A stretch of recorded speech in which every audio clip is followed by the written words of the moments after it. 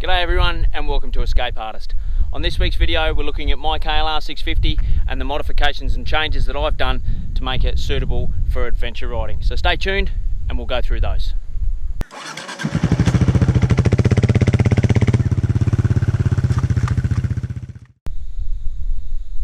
The KLR650 is marketed as a dual sport bike.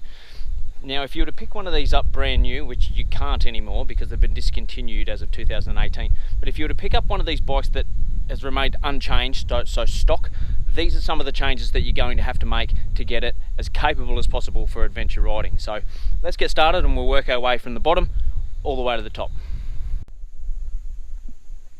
Item number one is tyres. The stock tyres are completely road oriented, and you're going to need something a bit more aggressive. If you're commuting, you'll get away with a 50-50 tyre. These ones here are a 70-30, but you're certainly going to want to change the stock tyres for something like this. Item number two is the foot pegs. The stock foot pegs have a rubber top that is incredibly slippery when wet. So if you are looking to stay on your bike, even if you are commuting in the city, if you want to be able to keep your feet on the pegs, you're going to need to change to something like this. You're probably looking at anywhere up to sort of $150, $200 for a pair of good pegs. Item number three is the bash plate. Please excuse the state of the bash plate. I've just had to ride through a heap of mud to get here. So, but you are going to want a better bash plate than the stock one. The stock one is absolute garbage. It's a piece of plastic with the integrity of like an ice cream tub. When I got this bike, it still had the original plate on, and I went for a ride. I don't remember hitting anything. I came back and it was smashed to pieces, so they really are not worth even putting on there. So you do need a better bash plate. This one here cost me around about $200. Item number four is the gear lever. Now that is a Moose extended gear lever specifically for the KLR. It is 3/4 of an inch longer than the stock.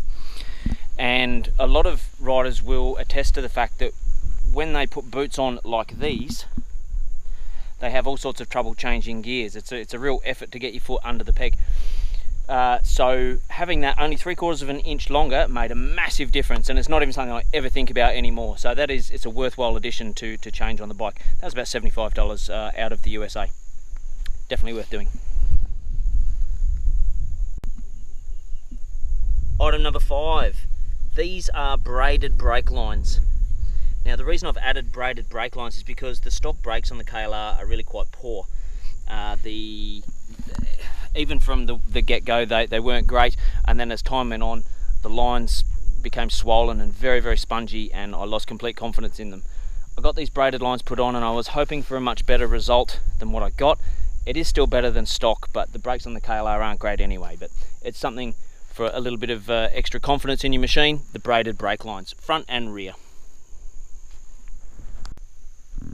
Item number six is suspension. The stock suspension on the KLR is renowned for being not particularly great. It's certainly not a necessary modification, but I noticed after quite a while that the stock suspension was becoming non-existent. So I spent quite a lot of money. This is $1,700 worth of suspension put into this bike, and it made a really big difference. That's with some work done to the front forks as well, $1,700. As I say, it's not necessary, but it does make for a much better performing machine.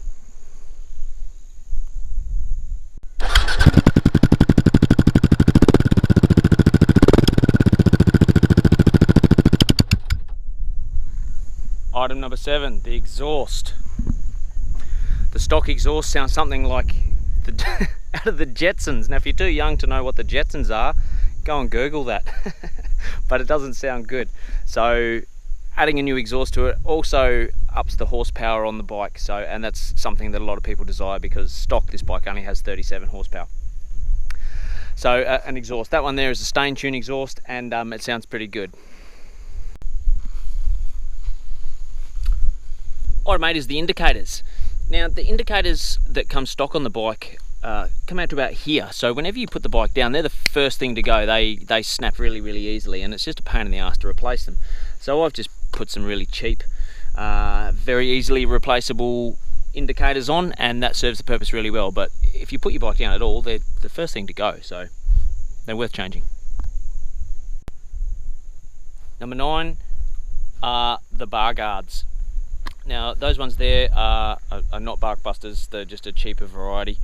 But the same as the bash plate down the bottom there, the ones that come stock on the bike are even worse. They're not even the same quality as the bash plate underneath the bike. They were terrible. They're good for cutting out the wind, and that's about it. So they have to go. They have to go. These, as you can see, there's a few scratches on there, but on this one here in particular, it's taken a few bites there, and that has saved me and the bars, and probably saved me trying to get the bike home, really. So they have to go on there. They're a very important addition, the bar guards.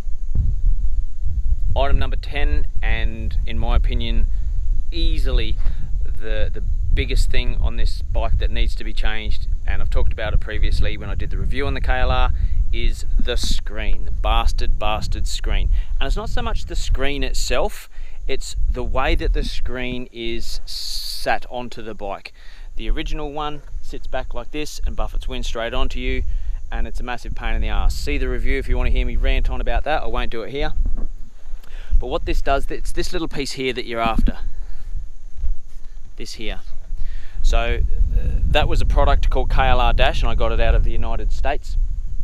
And it's a very common problem with KLRs that the wind buffets on. So a very clever fellow by the name of Lonnie developed this, and it just screws onto the existing frame where the windscreen goes, and what it does is it props the windscreen forward. So you don't actually need to replace the screen, you do need to get this little attachment or fabricate one yourself that does the same thing.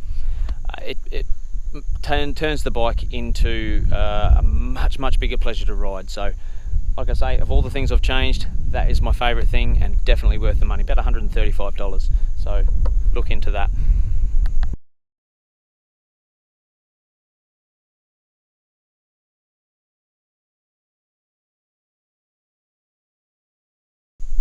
There's a couple of other things that I've done to the bike that really aren't necessary, but I've done them for my own pleasure, I suppose. I've changed the mirrors to bar end mirrors because I found that the ones that were on there were getting knocked around, and I prefer the look of the bar end mirrors regardless of the fact that they've lost their paint. Another little thing that has been added on, and my mechanic suggested this, are lever snakes or lever chains, and they just stop the levers from being splayed out if you hit something too hard while you're out on the trail. So that's a really nice little addition as well. That's it, guys and girls. They are the modifications I've made to my KLR. I hope some of you found that really helpful. It certainly made my adventure riding experiences much more pleasurable, and it helps the bike with its capabilities. If you liked the video, please hit like and don't forget to subscribe, and I'll see you next time on EscapeArtist. Bye for now.